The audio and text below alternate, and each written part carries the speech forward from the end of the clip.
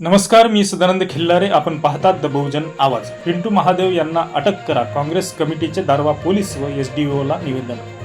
सविस्तर बातमी अशी की केरळ येथील भाजपचे नेते तथा भाजपचे प्रवक्ते पिंटू महादेव यांनी एका राष्ट्रीय वृत्तवाहिनीतील डिबेटमध्ये राहुल गांधी यांना गोळ्या झाडून मारून टाका असे चुकीचे वक्तव्य केले.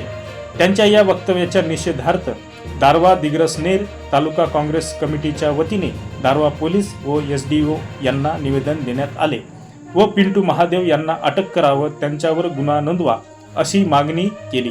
यावेळी काँग्रेसचे नेते राहुल ठाकरे सोबत शेकडो कार्यकर्ते उपस्थित होते.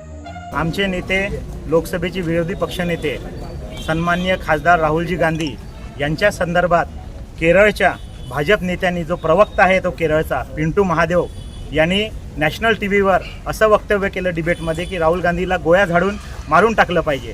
या वक्तव्याच्या निषेधार्थ व त्यांच्यावर FIR होण्याकरता आम्ही दारवा तालुका काँग्रेस कमिटी, नेर तालुका काँग्रेस कमिटी व दिग्रस तालुका काँग्रेस कमिटीच्या वतीनं ठाणेदारालाही निवेदन दिलं आहे FIRच्या संदर्भात आणि SDO कार्यालयालाही निवेदन दिलेलं आहे.